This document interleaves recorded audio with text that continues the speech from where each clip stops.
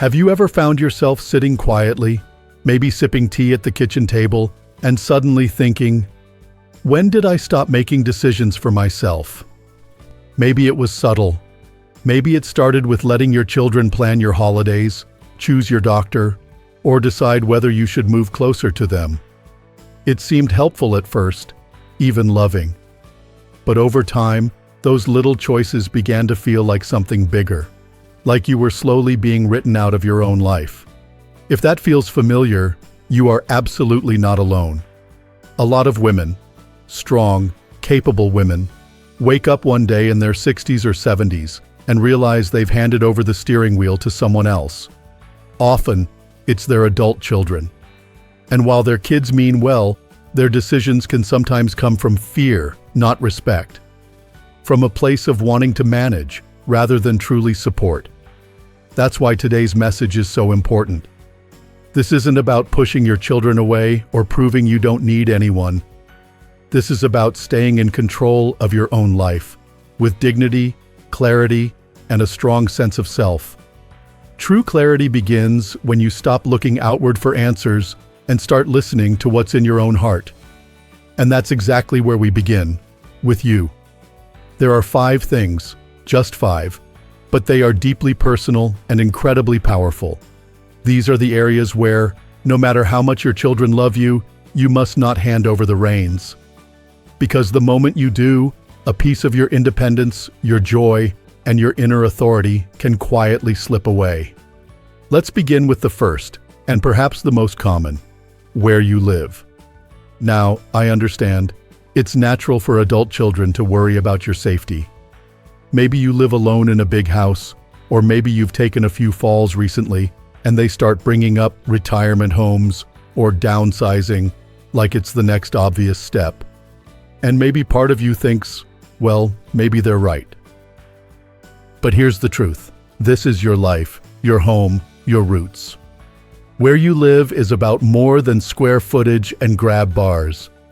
It's about your memories, your rhythm, your sense of place in the world. Giving someone else the authority to decide where you belong can leave you feeling uprooted, even if it's done with good intentions. Instead of letting someone else make that choice for you, take the lead. Ask yourself what you want. Maybe it is time for a change. But maybe you simply need a few adjustments to feel safer. Handrails, better lighting, a trusted neighbor. The point is, the decision must be yours, not theirs. Because here's what happens when you decide for yourself. You stay connected to your own sense of agency. You continue building a life that reflects who you are, not just who others think you should be. And that leads us to the second thing you should never let your children take over: your medical decisions. This one can be tricky, can't it? Maybe you've sat in the doctor's office and watched your daughter answer questions on your behalf. Maybe your son dismisses a new treatment idea before you've had a chance to speak. Or maybe they insist on a specialist, a procedure, or even an alternative therapy that you're just not comfortable with. It's easy to let them take charge. They're younger. They've read the articles. They say they're just looking out for you. And I believe them. But here's the thing: your body, your health, your choice. You've lived long enough to know your body better than anyone else. You know how it responds to stress, to rest, to change. You know what you're willing to go through and what you're not. You have every right to ask questions, to slow things down, to say no or yes on your terms. Let them support you. But don't let them override you. A second opinion is fine, but so is a second thought, yours. Your health is too personal, too sacred, to become a committee decision. There's something powerful that happens in the second half of life, a process known as individuation. It's a deep journey toward becoming fully ourselves, where the truest version of who we are finally begins to emerge. These years aren't meant for shrinking or stepping back. They're meant for stepping into who you are, completely and without apology. So when someone tries to speak for you, even if they love you, remember, your voice matters. It always has. It always will. And now, There's one more area I want to talk about in this part of our conversation. It's something that might not seem obvious at first, but it holds incredible weight. How you spend your time. It might start out simple. Maybe your daughter wants you to babysit the grandkids every day. Maybe your son schedules your week around errands, appointments, and favors. And before you know it, your calendar doesn't feel like yours anymore. You're busy, but you're not fulfilled. You're doing a lot, but you're not doing what nourishes you. It's easy to fall into the trap of being available. After all, you love your family. You want to help. You want to be needed. But there's a quiet cost to always saying yes. Your time begins to disappear, and with it, your sense of purpose. Your time is precious. These are the golden years, not the leftovers. You've earned rest. You've earned joy. You've earned the right to choose slow mornings, long walks, a creative hobby, a book club, or just a moment of stillness on your own porch. You are not here to be a convenience. You are not here to be an unpaid assistant or permanent chauffeur. You are still a full person, with dreams, desires, and boundaries. If your children love you, and they do, they'll understand when you say, "I have other plans today." That's not rejection. That's wisdom. That's leadership. That's what it means to protect your time, your energy, and your soul. And protecting your soul, that sacred core of who you are, that's what this is all about, isn't it? We're not talking about rebellion. We're talking about remembering who you are. About standing tall, even when the world expects you to sit quietly. About choosing for yourself, even when others think they know better. You've been through too much. You've seen too much. You've grown through heartbreak, hardship, joy, and triumph. You don't need permission to live your life. You just need the courage to keep claiming it, one decision at a time. Let's take a breath here. You've already done something powerful by simply reflecting on the idea that your life still belongs to you. And while it might feel uncomfortable at times, this act of reclaiming space, it's also deeply liberating. Because when you begin to draw those quiet, firm lines around your independence, something inside you starts to settle. You no longer feel like you're drifting along in someone else's current. You're steering your own boat again. And that brings us to something incredibly delicate, but just as vital: your money. Now, I know, talking about money in families can feel awkward, sometimes even taboo. And when adult children get involved, it's easy for things to become complicated. They might encourage you to sell your home, shift your investments, give early inheritance gifts, or co-sign on something that seems helpful for now. Often, these requests come wrapped in love or logic. But they can quietly chip away at your financial control, and with it, your peace of mind. You've worked hard for what you have. Every dollar carries the weight of your time, your effort, your sacrifices. You deserve to decide how it's used. Not just in practical terms, but in emotional ones. Your money is more than a balance in a bank. It's your freedom. It's your ability to say yes to joy and no to pressure. If your children ask you to help financially, it's okay to listen. But it's also okay to say, "I'll need time to think about that." Or even, "No, I'm not comfortable with this." That doesn't make you stingy. It makes you wise. And if anyone tries to make you feel guilty for protecting your finances, remember this: they're not the ones who will lose sleep if something goes wrong. You are. It's also important to make sure your money reflects your values. Want to spend it on travel? Go. Want to donate to a cause that lights your soul on fire? Beautiful.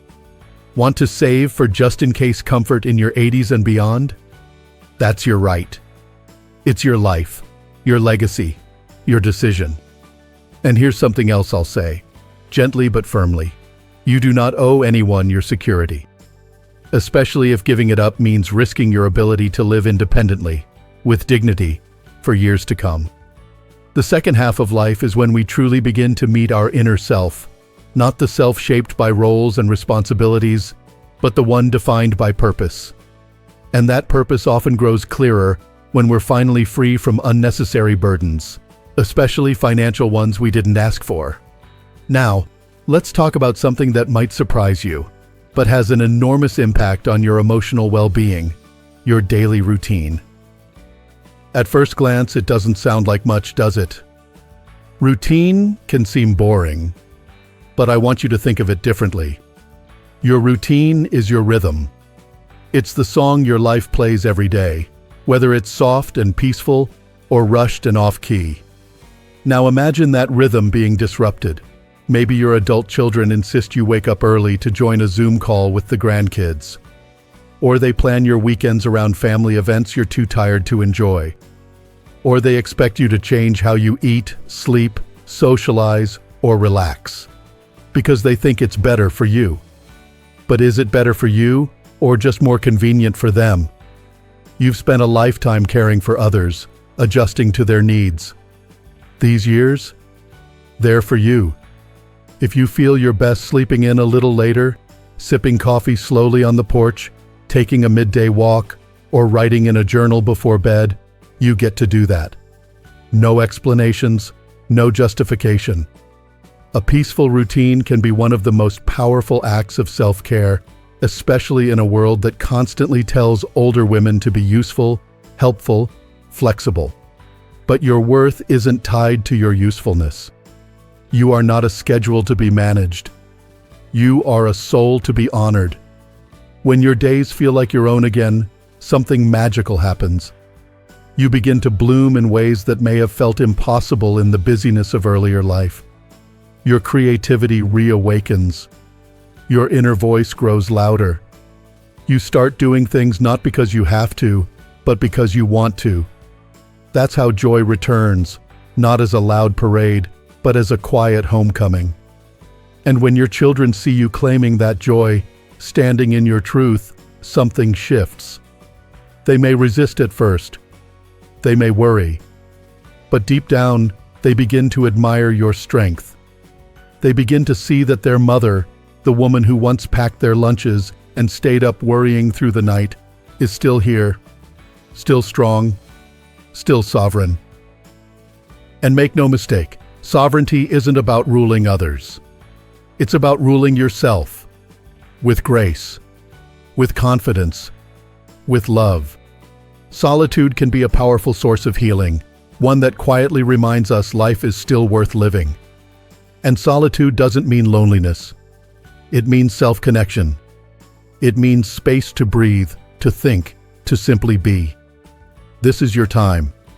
Not to fade, but to shine. Not to shrink, but to expand. And not to be managed, but to be respected for the deep wisdom, the beautiful resilience, and the quiet courage that lives in you still. You are not a fragile version of who you once were. You are a deeper, richer, stronger expression of yourself. And you deserve a life that reflects that. Every single day. You've walked through life long enough to know that control isn't about being stubborn. It's about having the freedom to live in a way that honors your truth. And there's one more area, perhaps the most intimate of all, where that freedom must be fiercely protected: your beliefs. This might sound abstract, but it's not. I'm talking about the way you see the world, the values you hold dear, the spiritual compass you follow, the way you process pain, find meaning, and make peace with the passage of time. Sometimes, when we get older, our children start to speak to us differently. Maybe they roll their eyes when you mention prayer or dismiss your sense of intuition. Maybe they push modern philosophies or rigid health trends and question your more traditional views. They don't mean to hurt you, but little by little, you might begin to feel that your way of seeing the world is outdated, or worse, irrelevant. But your beliefs are not relics. They are anchors. They are the result of decades of living, loving, losing, learning. They have carried you through sleepless nights, heartbreak, and the beauty of ordinary days. And whether your beliefs are rooted in faith, philosophy, nature, or quiet reflection, they belong to you. You don't need to explain them. You don't need to defend them. You certainly don't need to change them just to fit someone else's expectations. This is your inner sanctuary, and no one else gets to decorate it. The greatest privilege in life is to become who you truly are, not who others expect you to be. Not a quieter version of yourself just to keep the peace, but your full, brave, and honest self, without apology. And here's something beautiful. When you live according to your own beliefs, your presence becomes a kind of quiet lighthouse for others. You may not shout or lecture or prove anything. You simply live, and in doing so, you show others, especially younger women, that aging is not a fading away. It is a becoming. So now, let's take a moment to reflect on where we are. You've heard 5 powerful truths about the areas of life that deserve your full authorship: your home, your health, your time, your finances, and your beliefs. They may sound like practical matters, but beneath each one lies something deeper: your dignity, your right to live as you are, your ability to choose with clarity and courage. And listen, I know it's not always easy. Sometimes standing your ground feels lonely. Sometimes it means disappointing others, even those you love most. But you are not being selfish. You are being sovereign. And that is a gift to yourself and to those around you. There is no expiration date on self-respect, no age limit on joy, no moment when you stop deserving the chance to decide what happens in your own life. And if there's one thing I hope you carry with you, it's this: you have not come this far just to fade quietly into the background. You are still the author of your story. You still get to write the next chapter. Whether it's peaceful or passionate, quiet or adventurous, filled with routine or spontaneous detours, it's yours. And here's something else worth remembering. The more you step into your power, the more others will learn how to honor it. At first, they may push back. They may call you difficult or too independent. But eventually, they'll come to see what's really happening. You're not being difficult. You're being whole. And that's something we need more of in this world, not less. So if you've ever felt pushed aside, talked over, or gently managed like a fragile object instead of a living, vibrant woman, let today be the day you reclaim your space. Let today be the day you say, "This is my life. I love you, but I decide."